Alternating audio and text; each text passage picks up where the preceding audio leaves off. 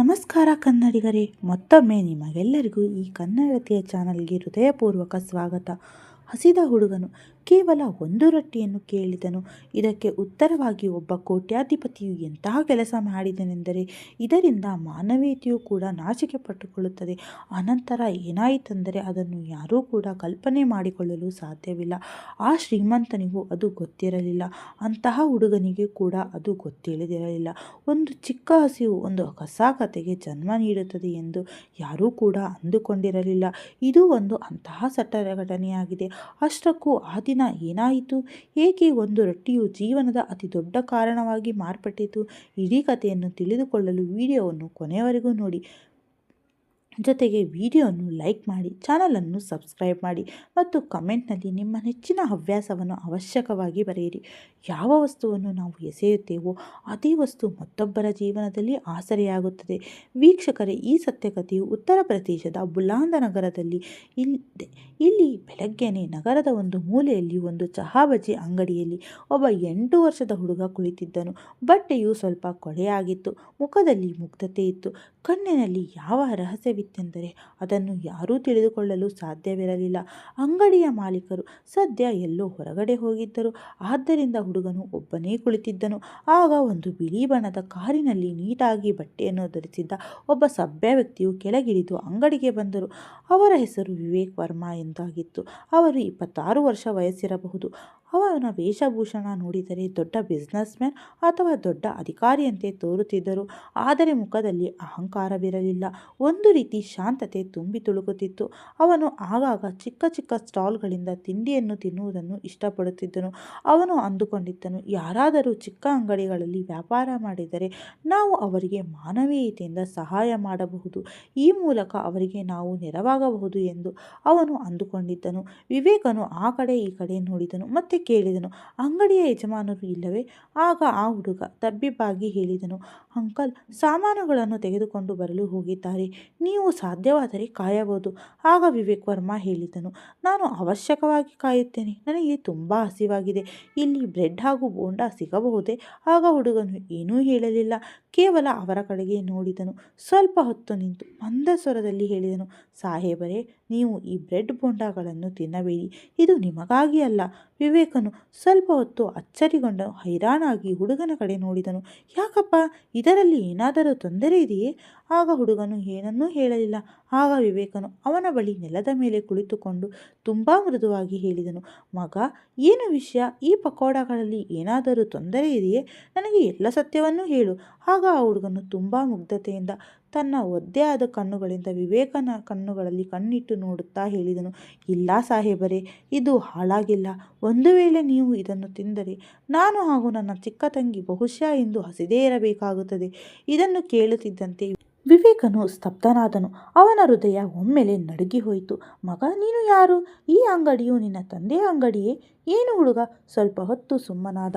ಮತ್ತೆ ದೀರ್ಘವಾದ ಉಸಿರನ್ನು ತೆಗೆದುಕೊಂಡು ಹೇಳಿದನು, ಇಲ್ಲ ಅಂಕಲ್, ಈ ಅಂಗಡಿಯು ರಾಮ್ದಯಾಳ್ ಅಂಕಲ್ ಅವರ ಅಂಗಡಿಯಾಗಿದೆ.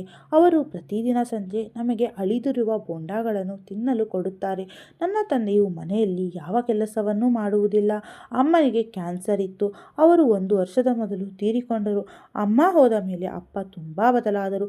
ಅವರು ಈಗ ತುಂಬ ಸಾರಾಯಿ ಕುಡಿಯುವುದನ್ನು ಕಲಿತಿದ್ದಾರೆ ಮತ್ತು ತುಂಬ ದಿನಗಳವರೆಗೆ ಮನೆಗೆ ಬರುವುದಿಲ್ಲ. ನಾನು ಹಾಗೂ ನನ್ನ ತಂಗಿ ಪ್ರಿಯಾಂಕಾ ಹೀಗೆಯೇ ನಾವು ದಿನಗಳನ್ನು ಕಳೆಯುತ್ತಿದ್ದೇವೆ. ಶಾಲೆಯನ್ನು ಕೂಡ ಬಿಟ್ಟಿದ್ದೇವೆ. ಆದರೆ ಏನು ಮಾಡುವುದು, ಅವಳು ತುಂಬ ಚಿಕ್ಕವಳಲ್ಲವೇ? ಇಷ್ಟು ಹೇಳುತ್ತಾ ಹುಡುಗನ ಕಣ್ಣುಗಳು ತುಂಬಿ ಬಂದವು. ಈಗ ವಿವೇಕನ ಕಣ್ಣುಗಳು ಕೂಡ ಒದ್ದೆಯಾದವು. ಅವನು ಜೇಬಿನಿಂದ ಕರ್ಚೀಪನ್ನು ಹೊರತೆಗೆದನು ಮತ್ತು ತನ್ನ ಕಣ್ಣೀರನ್ನು ಒರೆಸಿಕೊಳ್ಳುತ್ತಾ ಹೇಳಿದನು, ಮಗ, ಎಲ್ಲದಕ್ಕೂ ಮೊದಲು ನೀನು ಈ ಬ್ರೆಡ್ ಪಕೋಡಾವನ್ನು ತಿನ್ನು ಮತ್ತು ಇದನ್ನು ನಿನ್ನ ತಂಗಿಗೂ ಕೂಡ ತಿನ್ನಬೇಕು. ನಿನ್ನ ಅಂಗಡಿ ಯಜಮಾನರು ಬಂದ ಮೇಲೆ ನಾನು ಹಣವನ್ನು ನೀಡುತ್ತೇನೆ. ಆಗ ಹುಡುಗ ಬೇಡವೆಂದು ಹೇಳುತ್ತಲೇ ಇದ್ದನು. ಇಲ್ಲ ಸಾಹೇಬರೇ, ಹೇಗಿದ್ದರೂ ನಮಗೆ ಅಂಗಡಿ ಅಂಕಲ್ ಕೊಟ್ಟೇ ಕೊಡುತ್ತಾರೆ, ನೀವೇಕೆ ಖರ್ಚು ಮಾಡುತ್ತೀರಾ? ಆದರೆ ವಿವೇಕನು ತನ್ನ ಹಠಕ್ಕೆ ಬಿದ್ದವನು. ಮಗ, ಭಗವಂತನು ನನಗೆ ಇಂತಹ ದಿನಗಳಿಗಾಗಿ ಸ್ವಲ್ಪ ಹೆಚ್ಚೇ ಹಣವನ್ನು ನೀಡಿದ್ದಾನೆ. ಹೀಗೆ ನಾನು ಮಕ್ಕಳಿಗಾಗಿ ಸಹಾಯ ಮಾಡಲಿ ಎಂದು ಭಗವಂತನು ನನಗೆ ತುಂಬ ಹಣವನ್ನು ನೀಡಿದ್ದಾನೆ. ಇಷ್ಟರಲ್ಲಿ ಆ ಹುಡುಗನ ತಂಗಿಯೂ ಕೂಡ ಅಲ್ಲಿಗೆ ಬಂದಳು. ಅವಳು ಚಿಕ್ಕವಳಾಗಿದ್ದಳು ಮತ್ತು ಸಣಕಲು ಕಡ್ಡಿಯಾಗಿದ್ದಳು. ಅವಳ ಚಪ್ಪಲಿ ಹರಿದು ಹೋಗಿತ್ತು. ಕೊರಳಿನಲ್ಲಿ ಹರಿದು ಹೋದಂತೆ ಕಾಣುವ ಮಣಿಸರವಿತ್ತು. ಅವಳ ಹೆಸರು ಪ್ರಿಯಾಂಕಾ ಎಂದಾಗಿತ್ತು. ವಿವೇಕನು ನಗುತ್ತಾ ಅವಳಿಗೆ ಕೂಡ ಬ್ರೆಡ್ ಪಕೋಡ ನೀಡಿದನು. ಆ ಪುಟ್ಟ ಹುಡುಗಿಯು ಖಜಾನೆ ದೊರೆತಂತೆ ತುಂಬ ಖುಷಿಯಾದಳು. ಅಷ್ಟರಲ್ಲಿ ರಾಮ್ ದಯಾಳ್ ಅಂಕಲ್ ಕೂಡ ಅಲ್ಲಿಗೆ ಬಂದರು. ಎಲ್ಲ ವಿಷಯವನ್ನು ತಿಳಿದುಕೊಂಡ ನಂತರ ಅವರಿಗೆ ವಿವೇಕನ ಮನಸ್ಥಿತಿ ಹಾಗೂ ಮಕ್ಕಳ ಪರಿಸ್ಥಿತಿ ಅರ್ಥವಾಯಿತು. ಅವರು ಸ್ವತಃ ಸ್ವಲ್ಪ ಹೊತ್ತು ಶಾಂತರಾದರು. ಅವರು ಹೇಳಿದರು, ಸಾಹೇಬರೇ, ಎಲ್ಲಿಯವರೆಗೂ ನನ್ನ ಬಳಿ ಬ್ರೆಡ್ ಬೋಂಡ ಇರುತ್ತದೆಯೋ ಈ ಮಕ್ಕಳು ಹಸಿದಿರುವುದಿಲ್ಲ. ನಿಮ್ಮ ಹಾಗೆ ಯಾರೂ ಕೂಡ ಸಹಾಯವನ್ನು ಮಾಡಲು ಸಾಧ್ಯವಿಲ್ಲ. ವಿವೇಕನು ತನ್ನ ಪಾಕೆಟ್ನಿಂದ 1,000 ರೂಪಾಯಿಯನ್ನು ತೆಗೆದು ಅಂಗಡಿಯಲ್ಲಿ ಇಟ್ಟನು ಮತ್ತು ಅಂಗಡಿಯವನಲ್ಲಿ ಹೇಳಿದನು, ಇದು ಮಕ್ಕಳ ತಿಂಡಿಗಾಗಿ ನೀಡಿದ ಹಣ. ಯಾವ ಮಕ್ಕಳು ಹಸಿವಿನಿಂದ ಇರುತ್ತಾರೋ ಅವರು ಏನನ್ನೂ ಮಾತನಾಡುವುದಿಲ್ಲ, ಆದರೆ ತುಂಬ ಹಸಿದಿರುತ್ತಾರೆ. ಅಂತಹ ಮಕ್ಕಳಿಗೆ ನೀವು ತಿಂಡಿಯನ್ನು ನೀಡಬೇಕು. ಇದು ಕೇಳಿ ಸುತ್ತಲೂ ಇದ್ದ ಕೆಲವು ಜನರು ಕೂಡ ಭಾವುಕರಾದರು. ಮತ್ತೆ ಮುಂದೆ ಏನಾಯಿತೆಂದರೆ, ಇದರಿಂದ ಮಕ್ಕಳ ಜೀವನ ಎಂದೆಂದಿಗೂ ಬದಲಾಗಿ ಹೋಯಿತು. ವಿವೇಕನ ಮನಸ್ಸು ಈಗ ತುಂಬ ಚಿಂತೆಗೀಡಾಯಿತು. ಆ ಮಕ್ಕಳ ಮುಗ್ಧತೆ, ಅವರ ಹಸಿವು, ಅವರ ಕಣ್ಣಲ್ಲಿ ಅಡಗಿರುವ ಮೌನ ಇವೆಲ್ಲವೂ ಅವನನ್ನು ಒಳಗೊಳಗೆ ಘಾಸಿಗೊಳಿಸಿತ್ತು. ಅವನು ರಾಮ್ ದಯಾಳ್ ಅವರಲ್ಲಿ ನಿಧಾನವಾಗಿ ಹೇಳಿದನು, ನೀವು ನನ್ನನ್ನು ಈ ಮಕ್ಕಳ ಮನೆಯವರೆಗೂ ಕರೆದುಕೊಂಡು ಹೋಗಬಹುದೇ? ಆಗ ರಾಮ್ ದಯಾಳ್ ಅವರು ಆಶ್ಚರ್ಯಚಕಿತರಾದರು ಮತ್ತು ಹೇಳಿದರು, ಸಾಹೇಬರೇ, ಹೇಳಲು ಮಾತ್ರ ಅದು ಮನೆಯಂತೆ ತೋರುತ್ತದೆ, ಆದರೆ ನೀವು ಬನ್ನಿ, ನಾನು ಅವರ ಮನೆಯನ್ನು ತೋರಿಸುತ್ತೇನೆ. ವಿವೇಕ್, ರಾಮ್ ದಯಾಳ್ ಮತ್ತು ಇಬ್ಬರು ಮಕ್ಕಳು ನಿಧಾನವಾಗಿ ಆ ಗಲ್ಲಿಯ ಕಡೆ ಹೊರಟು ಬಂದರು. ಬೀದಿಯ ಎರಡೂ ಬದಿ ಗುಡಿಸಲುಗಳಿದ್ದವು. ಹರಿದು ಹೋದ ಚಾದರಗಳು, ಹಳೆಯ ಬಟ್ಟೆಗಳು, ಮಣ್ಣಿನ ಗೋಡೆಗಳು. ಅದರ ಮಧ್ಯದಲ್ಲಿ ಮುರಿದು ಹೋದ ಗುಡಿಸಲಿನ ಎದುರು ಮಕ್ಕಳು ನಿಂತರು. ಆ ಗುಡಿಸಲಿನ ಒಳಗೆ ಹೆಜ್ಜೆ ಇಡುತ್ತಿದ್ದಂತೆ ವಿವೇಕ್ ಅಚ್ಚರಿಗೊಂಡು ನಿಂತನು. ಯಾವುದೇ ಹಾಸಿಗೆ ಇರಲಿಲ್ಲ, ಸರಿಯಾದ ಹೊದಿಕೆ ಕೂಡ ಇರಲಿಲ್ಲ, ಪಂಕವಿರಲಿಲ್ಲ. ಕೇವಲ ಒಂದು ಮಣ್ಣಿನ ಒಲೆಯಿತ್ತು. ಗೋಡೆಯ ಬದಿಗೆ ಚಾಚಿಟ್ಟ 2 ಸ್ಟೀಲ್ ಪ್ಲೇಟ್ಗಳು. ಇದನ್ನು ನೋಡಿ ವಿವೇಕನ ಕರಳು ಕಿತ್ತು ಬಂದಂತಾಯಿತು. ಅವನು ಒಂದು ಕ್ಷಣ ಕೆಳಗೆ ಕುಳಿತುಕೊಂಡನು. ನೆಲದ ಮೇಲೆ ಬಿದ್ದಿರುವ ಹಾಸಿಗೆಯ ಮೇಲೆ ಕೈಯಾಡಿಸಿದನು. ಮಣ್ಣಾಗಿರುವ ಗೋಣಿ ಚೀಲವೇ ಅವರ ಹಾಸಿಗೆ ಆಗಿತ್ತು ಮತ್ತು ಹರಿದು ಹೋದ ಕೆಲವು ಪುಸ್ತಕಗಳು ಕೋಣೆಯ ಮೂಲೆಯಲ್ಲಿ ಬಿದ್ದಿದ್ದವು. ವಿವೇಕನು ತನ್ನಲ್ಲಿಯೇ ಹೇಳಿಕೊಂಡನು, ಒಂದು ವೇಳೆ ಇಂದು ನಾನು ಸುಮ್ಮನಿದ್ದರೆ ತಾನು ಮನುಷ್ಯನಾಗಿದ್ದು ಸಾರ್ಥಕವಾಗುವುದಿಲ್ಲ. ಆಗ ಪಕ್ಕದ ಗುಡಿಸಲಿನಿಂದ ಒಬ್ಬಳು ವೃದ್ಧೆ ಬಂದಳು. ಬಾಗಿದ ಸೊಂಟ, ಬಿಳಿ ಬಣ್ಣದ ಕೂದಲು, ಕಣ್ಣಿನಲ್ಲಿ ಮಮತೆಯ ಸಾಗರವಿತ್ತು ಮತ್ತು ಅವರು ಹೇಳಿದರು, ಸಾಹೇಬರೇ, ನೀವು ಇವರಿಗಾಗಿ ಬಂದಿದ್ದೀರಾ? ಈ ಮಕ್ಕಳ ಪರಿಸ್ಥಿತಿ ಏನೆಂದು ನನಗೆ ಗೊತ್ತು. ಈ ಮಕ್ಕಳ ಅಮ್ಮ ನನ್ನ ಸಹೋದರಿಯಂತೆ ಇದ್ದಳು. ಅವಳು ಎಲ್ಲಿಯವರೆಗೂ ಬದುಕಿದ್ದಳೋ ಅಲ್ಲಿಯವರೆಗೂ ಎಲ್ಲವೂ ಸರಿಯಾಗೇ ಇತ್ತು. ಆದರೆ ಯಾವಾಗ ಮೇಲಿನ ಭಗವಂತ ಅವಳನ್ನು ತನ್ನ ಬಳಿ ಕರೆಸಿಕೊಂಡನೋ ಈ ಮಕ್ಕಳು ಹಾಗೆ ಅನಾಥರಾದರು. ಇವರ ತಂದೆಯು ಈಗ ಸಾರಾಯಿ ಕುಡಿತಕ್ಕೆ ಬಲಿಯಾಗಿದ್ದಾನೆ. ದಿನ ರಾತ್ರಿ ಇಡೀ ಮನೆಗೆ ಬರುವುದಿಲ್ಲ. ವಿವೇಕನು ಆ ವೃದ್ಧೆಯ ಕೈಯನ್ನು ಹಿಡಿದುಕೊಂಡು ಹೇಳಿದನು, ಅಮ್ಮ, ನೀವು ಈ ಮಕ್ಕಳನ್ನು ನೋಡಿಕೊಳ್ಳಲು ಸಾಧ್ಯವೇ? ನಾನು ನಿಮಗೆ ಅಗತ್ಯ ಇರುವ ಎಲ್ಲ ಸಹಾಯವನ್ನು ಮಾಡುತ್ತೇನೆ. ಇಂದಿನಿಂದ ಈ ಮಕ್ಕಳು ಹಸಿವಿನಿಂದ ಬಳಲುವುದಿಲ್ಲ ಎಂಬ ಭರವಸೆಯನ್ನು ನೀಡಿ. ಈಗ ಅಮ್ಮನ ಕಣ್ಣುಗಳಿಂದ ಕಣ್ಣೀರು ಸುರಿಯತೊಡಗಿತ್ತು ಮತ್ತು ನಡುಗುವ ಸ್ವರದಲ್ಲಿ ಹೇಳಿದಳು, ಮಗ, ಮಕ್ಕಳನ್ನು ಪಾಲಿಸಲು ಯಾವುದೇ ಸಂಬಂಧ ಬೇಕಾಗಿಲ್ಲ. ಕೇವಲ ಮಮತೆ ಇದ್ದರೆ ಸಾಕು. ಆ ಮಮತೆ ನನ್ನಲ್ಲಿದೆ. ನಾನು ಈ ಮಕ್ಕಳನ್ನು ನನ್ನ ಮೊಮ್ಮಕ್ಕಳಂತೆ ನೋಡಿಕೊಳ್ಳುತ್ತೇನೆ. ವಿವೇಕನು ತನ್ನ ಜೋಬಿನಿಂದ 5,000 ರೂಪಾಯಿಗಳನ್ನು ಹೊರತೆಗೆದನು ಮತ್ತು ಅಮ್ಮನಿಗೆ ನೀಡಿದನು. ಅಮ್ಮ, ಇದು ನನ್ನ ಆರಂಭಿಕ ಸಹಾಯವಾಗಿದೆ. ಅವರ ಸ್ಕೂಲ್ ಫೀಸ್, ಬಟ್ಟೆಗಳನ್ನು, ಊಟ, ತಿಂಡಿ ಎಲ್ಲವನ್ನೂ ನಾನೇ ನೋಡಿಕೊಳ್ಳುತ್ತೇನೆ. ಪ್ರತಿ ವಾರ ಬಂದು ಭೇಟಿಯಾಗುತ್ತೇನೆ ಮತ್ತು ಇವರ ಭವಿಷ್ಯವನ್ನು ನಾನು ಬದಲಾಯಿಸುತ್ತೇನೆ. ಈ ಮಾತನ್ನು ಕೇಳಿ ಅಮ್ಮನ ಕಣ್ಣುಗಳು ತುಂಬಿ ಬಂದವು. ಈಗ ಅವಳಲ್ಲಿ ಒಂದು ಭರವಸೆ ಹೊಂಗಿರಣವಿತ್ತು. ವಿವೇಕನು ಅದೇ ದಿನವೇ ಒಂದು ಸ್ಥಳೀಯ ಶಾಲೆಗೆ ಹೋಗಿ ಮಕ್ಕಳಿಬ್ಬರ ದಾಖಲು ಮಾಡಿಸಿದನು. ಕೆಲವು ಬಟ್ಟೆಗಳನ್ನು, ಒಂದು ಟೇಬಲ್ ಮತ್ತು ಒಂದು ಪಂಕ ಮತ್ತು ಒಂದು ಲೈಟಿನ ವ್ಯವಸ್ಥೆಯನ್ನು ಕೂಡ ಮಾಡಿಸಿದನು. ಹೋಗುತ್ತಾ ಅವನು ಇಬ್ಬರ ಮಕ್ಕಳ ತಲೆಯ ಮೇಲೆ ಕೈ ಇಟ್ಟು ಹೇಳಿದನು, ನಿಮ್ಮಿಬ್ಬರು ಈಗ ಯಾರಿಗೂ ಹೆದರುವ ಅವಶ್ಯಕತೆ ಇಲ್ಲ. ನಿಮ್ಮ ಹಸಿವು, ನಿಮ್ಮ ಓದು, ನಿಮ್ಮ ಭವಿಷ್ಯ ಎಲ್ಲವೂ ಈಗ ನನ್ನ ಜವಾಬ್ದಾರಿಯಾಗಿದೆ. ಮಕ್ಕಳು ವಿವೇಕ್ ಹೋಗುವುದನ್ನೇ ನೋಡುತ್ತಿದ್ದರು. ಆಗ ಪ್ರಿಯಾಂಕಾ ನಿಧಾನವಾಗಿ ಪಿಸುಗುಟ್ಟಿದಳು, ಅಣ್ಣ, ದೇವರು ಹೇಗಿರುತ್ತಾನೆ? ಅವಳ ಅಣ್ಣ ನಿತಿನನು ಉತ್ತರ ನೀಡಿದನು, ಬಹುಶಃ ಹೀಗೆ ಇರುತ್ತಾನೆ. ಹೀಗೆ ನಿಂತುಕೊಂಡಿರುತ್ತಾನೆ. ಆ ಬೀದಿಯ ಗಲ್ಲಿಯಲ್ಲಿ ಒಂದು ಹೊಸ ಮುಂಜಾನೆ ಶುಭೋದಯವಾಯಿತು. ಸೂರ್ಯನ ಕಿರಣಗಳಿಲ್ಲದೆ 3 ದಿನಗಳು ಕಳೆದು ಹೋಗಿದ್ದವು. ನಿತಿನ್ ಹಾಗೂ ಪ್ರಿಯಾಂಕಾ ಈಗ ಅಮ್ಮನ ಜೊತೆಗೆ ಇರುತ್ತಿದ್ದರು. ಬೆಳಗ್ಗೆ ಶಾಲೆಗೆ ಹೋಗುತ್ತಿದ್ದರು, ಸಂಜೆ ಮನೆಗೆ ಬಂದು ಅಭ್ಯಾಸ ಮಾಡುತ್ತಿದ್ದರು. ಈಗ ಅವರ ಮುಖದ ಮೇಲೆ ಮುಗ್ಧ ನಗು ಮೂಡಿತ್ತು. ಅದು ಯಾವಾಗಲೂ ಕಳೆದು ಹೋಗಿತ್ತು. ಈಗ ಮನೆಯಲ್ಲಿ ಸಾಕಷ್ಟು ಬೆಳಕಿತ್ತು. ಕೇವಲ ವಿದ್ಯುತ್ ಶಕ್ತಿಯ ಬೆಳಕು ಮಾತ್ರ ಇರಲಿಲ್ಲ, ಒಂದು ಭರವಸೆಯ ಹೊಸ ಬೆಳಕು ಮೂಡಿತ್ತು. ಪ್ರೀತಿಯ ಬೆಳಕಿನಿಂದ ಒಂದು ಹೊಸ ಜೀವನ ಆರಂಭವಾಗಿತ್ತು. ಒಂದು ದಿನ ಸಂಜೆ ಗುಡಿಸಲಿನ ಹೊರಗೆ ಯಾರೋ ಬರುವ ಹೆಜ್ಜೆ ಸಪ್ಪಳವಾಯಿತು. ಅಮ್ಮ ಬಾಗಿಲನ್ನು ತೆರೆದು ಎದುರುಗಡೆ ಅವರೇ ನಿಂತಿದ್ದರು. ನಿತಿನ್ ಹಾಗೂ ಪ್ರಿಯಾಂಕಾಳ ತಂದೆ ರಾಜೇಶ್. ಮುಖದಲ್ಲಿ ಆಯಾಸ ತುಳುಕುತ್ತಿತ್ತು. ಬಟ್ಟೆಗಳು, ಕಣ್ಣಿನ ಸಂಕೋಚ ಮತ್ತು ಬಾಗಿದ ಕುತ್ತಿಗೆ. ಇದು ರಾಜೇಶ್ ಅಮಲಿನಲ್ಲಿ ಇರಲಿಲ್ಲ, ಆದರೆ ಅವನು ಕುಡಿತದ ಬಲಿಯಾಗಿ ಕೆಟ್ಟುಹೋದ ವ್ಯಕ್ತಿಯಂತೆ ಅವಶ್ಯಕವಾಗಿ ತೋರುತ್ತಿದ್ದನು. ಅವನು ನಿಧಾನವಾಗಿ ಕೇಳಿದನು, ಮಕ್ಕಳು ಎಲ್ಲಿದ್ದಾರೆ? ಪ್ರಿಯಾಂಕಾ ಬಾಗಿಲ ಸಂದಿಯಿಂದ ಹೊರಗೆ ತೂರಿ ಬಂದಳು. ಮೊದಲ ಬಾರಿಗೆ ಹೆದರಿಕೆಯ ಬದಲಾಗಿ ಅವಳ ತುಟಿಯ ಅಂಚಿನಲ್ಲಿ ಒಂದು ರೀತಿಯ ನಗುವಿನ ನೆಮ್ಮದಿಯಿತ್ತು. ಆಗ ರಾಜೇಶನು ಗುಡಿಸಲಿನ ಒಳಗೆ ಇಣುಕಿ ನೋಡಿದನು. ಅವನು ನೋಡಿದ ಆ ದೃಶ್ಯ ಅವನ ಕಣ್ಣಿಂದ ನಂಬಲು ಸಾಧ್ಯವಾಗಲಿಲ್ಲ.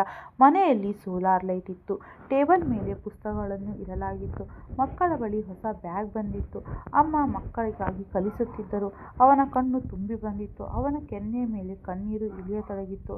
ಅವನು ಅಲ್ಲಿಯೇ ನೆಲದ ಮೇಲೆ ಕುಳಿತುಕೊಂಡನು. ಇದೆಲ್ಲ ಹೀಗಾಯಿತು ಅಮ್ಮ? ನಿಧಾನವಾಗಿ ಹೇಳಿದರು ಮಗ. ದೇವರಂತೆ ಒಬ್ಬರು ಬಂದಿದ್ದರು ಮಗ. ಭಗವಂತನು ನಿಮ್ಮ ಮಕ್ಕಳನ್ನು ಒಬ್ಬ ದಯಾಳು ವ್ಯಕ್ತಿಯೊಂದಿಗೆ ಭೇಟಿ ಮಾಡಿಸಿದ್ದನು. ಆಗ ರಾಜೇಶ್ ಮುಂದೇನೂ ಹೇಳಲಿಲ್ಲ. ಅನಂತರ ನಡುಗುವ ಸ್ವರದಲ್ಲಿ ಹೇಳಿದನು, ಅಮ್ಮ, ನಾನು ತುಂಬ ದೊಡ್ಡ ತಪ್ಪು ಮಾಡಿದ್ದೇನೆ. ಹೆಂಡತಿ ಹೊರಟು ಹೋಗಿದ್ದಾಳೆ ಎನ್ನುವ ದುಃಖ ಇತ್ತು, ಆದರೆ ನಾನು ಮಕ್ಕಳಿಂದ ಕೂಡ ದೂರವಾದೆ. ಸಾರಾಯಿಯಲ್ಲಿ ಎಲ್ಲವೂ ಸರ್ವನಾಶ ಮಾಡಿಕೊಂಡೆ. ನಾನು ಸೋಲುವುದಕ್ಕೆ ಇನ್ನೇನಾದರೂ ಬಾಕಿ ಉಳಿದಿದೆಯೇ ಅಮ್ಮ? ಅವನ ಹೆಗಲ ಮೇಲೆ ಕೈ ಇಟ್ಟು ಹೇಳಿದಳು, ಎಷ್ಟು ಜೀವನ ಬಾಕಿ ಉಳಿದಿದೆಯೋ ಅದೇ ಹೆಚ್ಚು. ಈಗ ನೀನು ಮನಸ್ಸು ಮಾಡಿದ್ದರೆ ನಿನ್ನ ಮಕ್ಕಳಿಗೆ ಮತ್ತೊಮ್ಮೆ ಒಳ್ಳೆಯ ತಂದೆಯಾಗಲು ಸಾಧ್ಯ. ನಿಜವಾದ ತಂದೆಯಾಗಬಲ್ಲೆ. ರಾಜೇಶನು ಅದೇ ಕ್ಷಣದಲ್ಲಿ ಒಂದು ಪ್ರಮಾಣವನ್ನು ಮಾಡಿದನು. ಇಂದಿನಿಂದ ನಾನು ಸಾರಾಯಿಯನ್ನು ಮುಟ್ಟುವುದಿಲ್ಲ. ಕಷ್ಟಪಟ್ಟು ಕೂಲಿ ಕೆಲಸವನ್ನು ಮಾಡುತ್ತೇನೆ. ಮಕ್ಕಳನ್ನು ನಾನೇ ಸ್ವಂತ ನೋಡಿಕೊಳ್ಳುತ್ತೇನೆ. ರಾಜೇಶ್ ಮಾರನೇ ದಿನವೇ ಹತ್ತಿರದಲ್ಲಿರುವ ಕಟ್ಟಡ ಕಟ್ಟುವ ಜಾಗಕ್ಕೆ ಕೆಲಸ ಕೇಳಲು ಹೊರಟು ಹೋದನು. ಕೂಲಿ ಕೆಲಸವಾದರೂ ಕಷ್ಟಪಟ್ಟು ಕೆಲಸ ಮಾಡುತ್ತಿದ್ದನು. ಪ್ರತಿದಿನ ಅವನು ಸಂಜೆ ಮನೆಗೆ ಬರುವಾಗ ಮಕ್ಕಳಿಗಾಗಿ ಏನಾದರೂ ಒಂದು ತೆಗೆದುಕೊಂಡು ಬರುತ್ತಿದ್ದನು. ಚಾಕ್ಲೇಟ್, ಪೆನ್ ಅಥವಾ ಪ್ರಿಯಾಂಕಾಳಿಗಾಗಿ ಒಂದು ಚಿಕ್ಕ ರಬ್ಬರ್. ಒಮ್ಮೊಮ್ಮೆ ಅವನ ಹೋಮ್ವರ್ಕ್ ಮಾಡುತ್ತಿದ್ದನು, ಮತ್ತೊಮ್ಮೆ ಅವರ ಕಾಲಿನ ಧೂಳನ್ನು ಸ್ವಚ್ಛಗೊಳಿಸುತ್ತಿದ್ದನು. ಅವನು ಈಗ ಮತ್ತೊಮ್ಮೆ ತಂದೆಯ ಪಾತ್ರವನ್ನು ನಿಭಾಯಿಸುವುದನ್ನು ಕಲಿತಿದ್ದನು. 15 ದಿನಗಳಲ್ಲಿ ತುಂಬಾ ಬದಲಾವಣೆಯಾಗಿತ್ತು. ನಿತಿನ್ ಹಾಗೂ ಪ್ರಿಯಾಂಕಾ ಈಗ ಇಬ್ಬರು ಸ್ಕೂಲ್ಗೆ ಹೋಗುತ್ತಿದ್ದರು. ಅವರ ಬಟ್ಟೆಗಳು ಸ್ವಚ್ಛವಾಗಿರುತ್ತಿದ್ದವು. ಟಿಫಿನ್ ಬಾಕ್ಸ್ನಲ್ಲಿ ಅಮ್ಮ ಮಾಡಿಕೊಟ್ಟ ಊಟವಿರುತ್ತಿತ್ತು. ಎಲ್ಲದಕ್ಕಿಂತ ದೊಡ್ಡ ವಿಷಯವೇನೆಂದರೆ ಈಗ ಅವರ ತಂದೆ ರಾಜೇಶ್ ಪ್ರತಿದಿನ ಬೆಳಗ್ಗೆ ಕೂಲಿಗೆ ಹೋಗುತ್ತಿದ್ದರು. ಈಗ ಅವರ ಕಣ್ಣಿನಲ್ಲಿ ಸಾರಾಯಿ ನಶೆ ಇರಲಿಲ್ಲ. ಪ್ರತಿದಿನ ಅವನು ಬೆಳಗ್ಗೆ ಭಗವಂತ ಮುಂದೆ ಕೈ ಜೋಡಿಸಿ ತಲೆ ತಗ್ಗಿಸುತ್ತಿದ್ದನು ಮತ್ತು ಹೇಳುತ್ತಿದ್ದನು, ಹೇ ಭಗವಂತ, ಇಂದು ಕೇವಲ ನನ್ನ ಪ್ರಾಮಾಣಿಕ ಪರಿಶ್ರಮ ಸುಸೂತ್ರವಾಗಿ ಸಾಗಲಿ ಎಂದು ದೇವರಲ್ಲಿ ಬೇಡಿಕೊಳ್ಳುತ್ತಿದ್ದನು. ಮತ್ತೆ ಆ ದಿನವೂ ಕೂಡ ಬಂದಿತ್ತು. ವಿವೇಕ್ ವರ್ಮಾ ಮತ್ತೊಮ್ಮೆ ಈ ಮಕ್ಕಳನ್ನು ನೋಡಲು ಅವರ ಗುಡಿಸಲಿಗೆ ಬಂದನು ಮತ್ತು ಆಗಲ್ಲಿಗೆ ಬಂದು ತಲುಪಿದನು. ವಿವೇಕನ ಜೊತೆಗೆ ಒಂದು ಬ್ಯಾಗ್ ಇತ್ತು. ಅದರಲ್ಲಿ ಮಕ್ಕಳಿಗಾಗಿ ಕೆಲವು ಪುಸ್ತಕಗಳಿದ್ದವು, ಹೊಸ ಸಮವಸ್ತ್ರ ಹಾಗೂ ಬಟ್ಟೆಗಳೂ ಇದ್ದವು. ಆದರೆ ಅವನು ಗುಡಿಸಲಿನ ಬಳಿ ಬಂದ ತಕ್ಷಣ ಮುಂದಿರುವ ದೃಶ್ಯವನ್ನು ನೋಡಿ ಒಂದು ಕ್ಷಣ ಸ್ತಬ್ಧನಾಗಿ ನಿಂತನು. ಗುಡಿಸಲಿನ ಹೊರಗೆ ರಾಜೇಶ್ ಕುಳಿತಿದ್ದನು. ಮಣ್ಣಿನಿಂದ ಮೆತ್ತಿಕೊಂಡಿರುವ ಕೈಗಳು, ಹಣೆಯಲ್ಲಿ ಬೆವರು, ಹತ್ತಿರದಲ್ಲಿ ಇಟ್ಟಿರುವ ಮಧ್ಯಾಹ್ನದ ಊಟ. ನಿತಿನ್ ಹತ್ತಿರದಲ್ಲಿ ಕುಳಿತು ಹೋಮ್ವರ್ಕ್ ಮಾಡುತ್ತಿದ್ದನು ಮತ್ತು ಪ್ರಿಯಾಂಕಾ ರಾಜೇಶ್ನ ಹೆಗಲ ಮೇಲೆ ಅಂಟಿಕೊಂಡಿದ್ದಳು. ವಿವೇಕನು ಒಂದು ಕ್ಷಣ ಆ ದೃಶ್ಯವನ್ನು ನೋಡುತ್ತಾ ನಿಂತನು.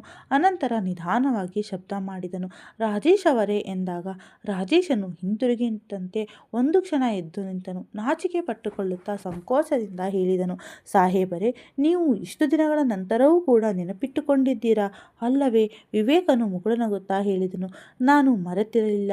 ನೀವು ನಿಮ್ಮ ವಚನವನ್ನು ಪಾಲಿಸುತ್ತಿದ್ದೀರೋ ಇಲ್ಲವೋ ಎಂದು ಅರಿಯಬೇಕಿತ್ತೆ. ಆಗ ರಾಜೇಶನು ಕಣ್ಣನ್ನು ಒದ್ದೆ ಮಾಡಿಕೊಳ್ಳುತ್ತಾ ಹೇಳಿದನು, ಸಾಹೇಬರೇ, ನಾನು ಇಂದು ಸ್ವಂತ ಮಾನವನಾಗಲು ಪ್ರಯತ್ನಿಸುತ್ತಿದ್ದೇನೆ ಮತ್ತು ಇದೆಲ್ಲವೂ ಕೇವಲ ನಿಮ್ಮ ಕಾರಣದಿಂದ. ಆದರೆ ಆ ದಿನ ನೀವು ನಿತಿನ್ನ ಮಾತು ಕೇಳದೇ ಇದ್ದರೆ ಬಹುಶಃ ಇಂದು ನಾನು ಕೂಡ ಎಲ್ಲೋ ಅಮಲಿನಲ್ಲಿ ಬಿದ್ದಿರುತ್ತಿದ್ದೆ. ನನ್ನ ಮಕ್ಕಳು ಎಲ್ಲೋ ಫುಟ್ಪಾತ್ನಲ್ಲಿ ಇರುತ್ತಿದ್ದರು. ಇಷ್ಟು ಹೇಳಿ ಅವನು ವಿವೇಕ್ನ ಕಾಲಿಗೆ ಬಿದ್ದನು. ಆದರೆ ವಿವೇಕನು ತಕ್ಷಣ ಅವನನ್ನು ಹಿಡಿದುಕೊಂಡನು ಮತ್ತು ಹೇಳಿದನು, ಇಲ್ಲ ರಾಜೇಶ್, ನೀವು ನಿಮ್ಮ ಮಕ್ಕಳಿಗಾಗಿ ಮಾಡುತ್ತಿರುವುದು ಪ್ರಪಂಚದ ಅತಿ ದೊಡ್ಡ ಕೆಲಸವಾಗಿದೆ. ಆದರೆ ಇದು ಒಂದು ಕೇವಲ ನೆನಪವಾಗಿತ್ತು. ನಿಜವಾದ ಬದಲಾವಣೆಯನ್ನು ನೀವೇ ಸ್ವಂತ ಮಾಡಿದ್ದೀರಾ. ನಿತಿನ್ ತಲೆಯ ಮೇಲೆ ಕೈ ಇಟ್ಟು ಪ್ರಿಯಾಂಕಳನ್ನು ಎತ್ತಿಕೊಂಡು ಮತ್ತು ಹೇಳಿದನು, ನೀವಿಬ್ಬರು ಈಗ ಹೆದರುವ ಅವಶ್ಯಕತೆ ಇಲ್ಲ. ನಿಮ್ಮ ಬಳಿ ಈಗ ಒಬ್ಬ ಸದೃಢವಾದ ತಂದೆ ಇದ್ದಾರೆ ಮತ್ತು ಎಲ್ಲಿಯವರೆಗೂ ನಾನು ಬದುಕಿರುತ್ತೀನೋ ಅಲ್ಲಿಯವರೆಗೂ ನಿಮ್ಮ ಜೊತೆ ಇರುತ್ತೇನೆ. ಆ ದಿನ ಮೊದಲ ಬಾರಿಗೆ ರಾಜೇಶ್ ತುಂಬ ಖುಷಿಯಾಗಿ ನಕ್ಕನು. ಆ ನಗುವಿನಲ್ಲಿ ಪಶ್ಚಾತ್ತಾಪವಿರಲಿಲ್ಲ, ಆದರೆ ಆತ್ಮಗೌರವವಿತ್ತು. ಹೀಗೆ ಸಮಯ ಕಳೆಯತೊಡಗಿತ್ತು. ಬೀದಿಯ ಹರಕುಮುರುಕು ಗುಡಿಸಲು ಈಗ ಅಲ್ಲೇ ಇತ್ತು, ಆದರೆ ಅದರ ಒಳಗೆ ಇರುವ ಜನರು ಈಗ ಸಂಪೂರ್ಣವಾಗಿ ಬದಲಾಗಿದ್ದರು. ಈಗ ರಾಜೇಶನು ಪ್ರತಿದಿನ ಬೆಳಗ್ಗೆ 5 ಗಂಟೆಗೆ ಎದ್ದು ತನ್ನ ಕೆಲಸಕ್ಕೆ ಹೊರಟು ಹೋಗುತ್ತಿದ್ದನು. ಅವನಿಗೆ ತುಂಬ ಸುಸ್ತಾಗುತ್ತಿತ್ತು, ಆದರೆ ಯಾರಲ್ಲಿಯೂ ದೂರುತ್ತಿರಲಿಲ್ಲ, ಏಕೆಂದರೆ ಈಗ ಅವನಿಗೆ ಆಯಾಸದಲ್ಲೂ ಕೂಡ ತನ್ನ ಮಕ್ಕಳ ಕನಸುಗಳೇ ಕಾಣುತ್ತಿದ್ದವು. ಪ್ರಿಯಾಂಕಾ ಸ್ಕೂಲ್ನಲ್ಲಿ ತುಂಬ ಚುರುಕುತನದಿಂದ ಮುಂದೆ ಸಾಗುತ್ತಿದ್ದಳು. ನಿತಿನ್ ಈಗ ಇಂಟರ್ಮೀಡಿಯೇಟ್ ಕಾಲೇಜ್ಗೆ ತಲುಪಿದ್ದನು. ಅವನ ಕಣ್ಣಲ್ಲಿ ಕೇವಲ ಓದಿದಷ್ಟೇ ಅಲ್ಲದೆ ಒಂದು ದೊಡ್ಡ ಕನಸು ಕೂಡ ಇತ್ತು. ನಾನು ದೊಡ್ಡವನಾಗಿ ಯಾರಲ್ಲಿಯೂ ಹೇಳಿಕೊಳ್ಳಲಾಗದ ನೋವನ್ನು ತಮ್ಮಲ್ಲೇ ಬಚ್ಚಿಕೊಂಡಿರುವ ಮಕ್ಕಳಿಗಾಗಿ ನಾನು ಕೆಲಸ ಮಾಡುತ್ತೇನೆ.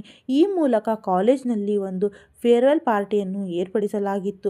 ಪ್ರತಿ ವಿದ್ಯಾರ್ಥಿಗಳು ಸ್ಟೇಜ್ ಮೇಲೆ ಬಂದು ತಮ್ಮ ಕಥೆಯನ್ನು ಹೇಳಬೇಕಾಗಿತ್ತು. ಯಾವಾಗ ನಿತಿನ್ನ ಹೆಸರು ಕರೆಯಲಾಯಿತು, ಸಂಪೂರ್ಣ ಹಾಲ್ ಶಾಂತವಾಯಿತು. ನಿತಿನ್ ಸ್ಟೇಜ್ ಮೇಲೆ ಬಂದು ಕೈಯಲ್ಲಿ ಮೈಕ್ ತೆಗೆದುಕೊಂಡನು. ಕೆಲವು ಕ್ಷಣ ಕಣ್ಣನ್ನು ಮುಚ್ಚಿಕೊಂಡನು ಮತ್ತು ನಂತರ ಹೇಳಿದನು, ನಾನು ಯಾವುದೇ ವಿಶಿಷ್ಟ ವ್ಯಕ್ತಿಯಲ್ಲ. ನಾನು ಯಾವ ಬೀದಿಯಿಂದ ಬಂದಿದ್ದೇನೆಂದರೆ ಆ ಬೀದಿಯಲ್ಲಿ ಇರುವ ಪ್ರತಿ 3 ಗುಡಿಸಲಿನಲ್ಲಿ ಹಸಿವು ಹಾಗೂ ಕತ್ತಲೆ ತುಂಬಿ ತುಳುಕುತ್ತದೆ. ನಾನು ಒಂದು ದಿನ ಬ್ರೆಡ್ ಬೋಂಡಾ ಅಂಗಡಿಯಲ್ಲಿ ಕುಳಿತು ಬೋಂಡಾವನ್ನು ಮಾರಾಟ ಮಾಡುತ್ತಿದ್ದೆ. ಅಂದೇ ಹುಡುಗನಾಗಿದ್ದೆ. ಅಂಗಡಿಗೆ ಬಂದ ಒಬ್ಬ ಶ್ರೀಮಂತ ವ್ಯಕ್ತಿಗೆ ನಾನು ಹೀಗೆ ಹೇಳಿದೆ, ಸಾಹೇಬರೇ, ಈ ಬೋಂಡಾಗಳು ಮಾರಾಟಕ್ಕಲ್ಲ, ಏಕೆಂದರೆ ಎಲ್ಲ ಬೋಂಡಾಗಳು ಖರ್ಚಾಗಿ ಹೋದರೆ ನಾವು ಹಸಿವಿನಿಂದಲೇ ಇರಬೇಕಾಗುತ್ತದೆ. ಇಡೀ ಹಾಲ್ ನಿಶಬ್ದ ಆವರಿಸಿತ್ತು. ಅಮ್ಮನ ಸಾವು ಅಪ್ಪನ ಹೃದಯವನ್ನು ನುಚ್ಚುನೂರು ಮಾಡಿತ್ತು ಮತ್ತು ಅವರ ಹವ್ಯಾಸವು ನಮ್ಮ ಪರಿಸ್ಥಿತಿಯನ್ನು ಇನ್ನೂ ಹದಗೆಡಿಸುವಂತೆ ಮಾಡಿತ್ತು. ಆದರೆ ಆಗ ಒಬ್ಬ ಅನಾಮಿಕ ವ್ಯಕ್ತಿಯು ನಮ್ಮ ಬಳಿಗೆ ದೇವರ ಹಾಗೆ ಬಂದನು. ಅವನು ಕೇವಲ ನಮಗೆ ಊಟವನ್ನು ಮಾತ್ರ ಕೊಡಲಿಲ್ಲ, ಬದಲಾಗಿ ನಮ್ಮ ಜೀವನದ ಕನಸುಗಳನ್ನು ಕೂಡ ಕಟ್ಟಿಕೊಟ್ಟನು. ಇಂದು ನಾನು ಯಾವ ಸ್ಟೇಜ್ನಲ್ಲಿ ನಿಂತಿದ್ದೇನೋ ಅದು ಕೇವಲ ನನ್ನ ಪರಿಶ್ರಮದ ಫಲವಲ್ಲ, ಬದಲಾಗಿ ಒಬ್ಬ ವ್ಯಕ್ತಿಯ ಸಂವೇದನಾಶೀಲತೆಯ ಫಲವಾಗಿದೆ. ಒಂದು ವೇಳೆ ಅವರಿಲ್ಲದಿದ್ದರೆ ನಾನು ಕಳ್ಳನಾಗುತ್ತಿದ್ದೆ ಅಥವಾ ಬೀದಿಯಲ್ಲಿ ಬಿದ್ದಿರುತ್ತಿದ್ದೆ. ನನಗೆ ಗೊತ್ತು, ಈ ಪ್ರಪಂಚದಲ್ಲಿ ಎಲ್ಲರೂ ಒಂದೇ ರೀತಿ ಇರುವುದಿಲ್ಲ, ಆದರೆ ಒಬ್ಬ ವ್ಯಕ್ತಿಯು ಒಬ್ಬ ಹಸಿದಿರುವ ಮಗುವನ್ನು ನೋಡಿಕೊಂಡರೆ ಆ ಮಗುವಿನ ಜೀವನ ಕಥೆಯೂ ಬದಲಾಗುವಲು ಸಾಧ್ಯ. ಇಷ್ಟು ಹೇಳಿ ನಿತಿನ್ ಸುಮ್ಮನಾದನು. ಒದ್ದೆಯಾದ ಕಣ್ಣುಗಳಿಂದ ಅವನು ಹೇಳಿದನು, ಧನ್ಯವಾದಗಳು ಆ ದೇವ ಮಾನವನಿಗೆ ಮತ್ತು ನನ್ನ ತಾಯಿಗೆ. ಅವರು ಎಂದಿಗೂ ನಾನು ಕೆಳಗೆ ಬೀಳಲು ಬಿಡಲಿಲ್ಲ. ಇಡೀ ಹಾಲ್ ಚಪ್ಪಾಳೆಯಿಂದ ಮೊಳಗತೊಡಗಿತ್ತು ಮತ್ತು ಹಾಲ್ನಲ್ಲಿ ತುಂಬ ಹಿಂದೆ ಒಬ್ಬ ವ್ಯಕ್ತಿ ನಿಂತಿದ್ದರು. ವಿವೇಕ್ ವರ್ಮಾ ತನ್ನ ಕಣ್ಣೀರನ್ನು ಒರೆಸಿಕೊಳ್ಳುತ್ತಿದ್ದರು. ವೀಕ್ಷಕರೇ, ಬಡತನವೇ ಕೇವಲ ಹಣದ ಕಾರಣದಿಂದಾಗಿ ಮಾತ್ರ ಬರುವುದಿಲ್ಲ. ಒಮ್ಮೊಮ್ಮೆ ಅದು ಪರಿಸ್ಥಿತಿಯಿಂದ ಕೂಡ ಬಂದಿರುತ್ತದೆ, ಅಸಹಾಯಕತೆಯಿಂದ ಬರುತ್ತದೆ, ಕಣ್ಣಿಂದ ಕಾಣದೇ ಇರುವ ಸಮಾಜ ಅಸಡ್ಡೆಯಿಂದ ಕೂಡ ಬರುತ್ತದೆ.